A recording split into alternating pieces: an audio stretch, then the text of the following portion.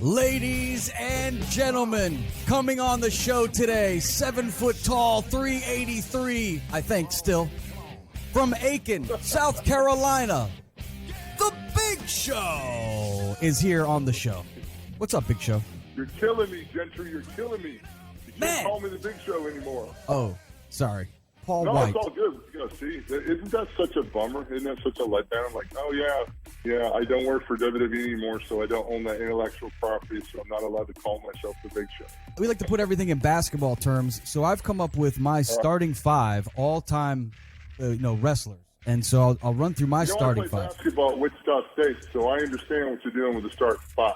I understand this. I'm with you. So my number five is JYD, the Junkyard Dog.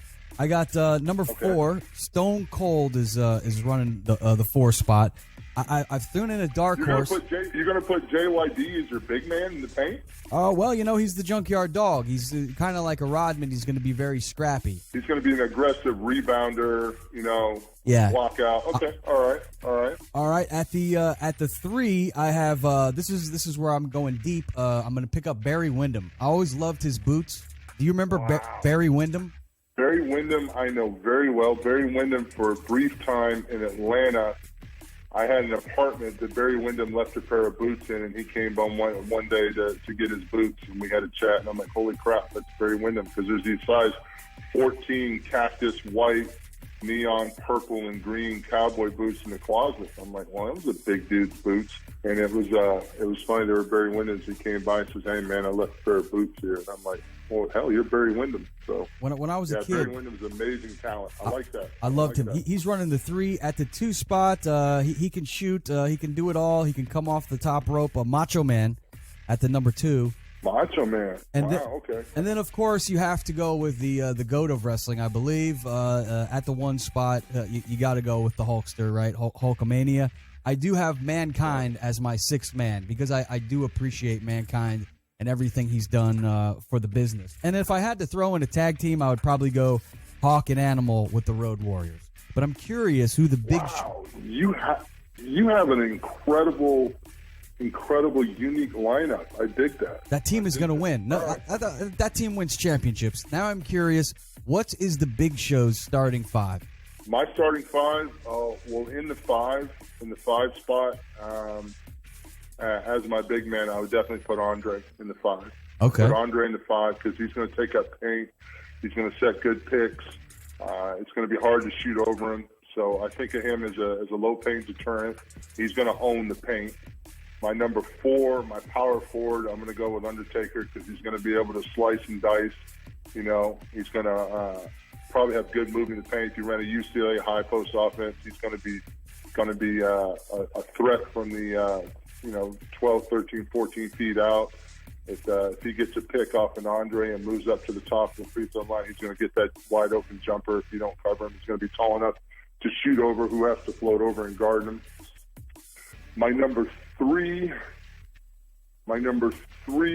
I would probably go with Kurt Hennig. I would go with Kurt Hennig on my 3. Wow. What a lineup. My number 3 would be a Kurt Hennig. My number 2, my shooting guard, my number 2, my guy that's going to make everything happen, that's going to light everything on fire. My number 2, I would probably go with, tough toss up here, but my number, I've got Andre, Taker, Kurt Hennig, Mr. Perfect. He probably won't miss. Hennig. My number 2, right now. It's a tough toss-up because I kind of want to go Eddie Guerrero or Randy Orton.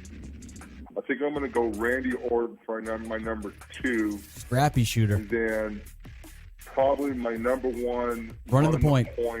Who is it? Running the point. I'm definitely going to probably have to go with Kurt Angle on running my point.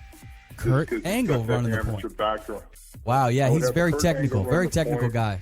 And Kurt is a guy that, all the years in wrestling, like Stone Cold used to brag about, he blew up Kurt Angle. Kurt Angle was a guy you could never blow up. Kurt Angle's endurance was just He's an Olympic friggin' gold medalist. Like, the guy never got winded. The guy never forgot a spot. The guy never screwed up. You know what I mean? Like, Kurt Angle was one of those kind of guys. But at the same time, there are guys that I would have interchange in those positions too. Like, I would run John Cena at a point. I would run Brock Lesnar at a 4. I would run, Kane. I would run Kane at a 5. So, now that I'm over here in AEW, there's some great talent in AEW too. I could run Kenny Omega on a point. I could run Cody Rhodes. What about Cody Rhodes? Right, yeah. Cody Rhodes. You know what? Cody Rhodes would be a great. Coming off. I think Cody Rhodes would be a great 2. He'd be a great 2, sliding in, good shooting guard. He's gonna. I'm trying to think of the. Oh God, and I'm a fan too, but my brain's going blank.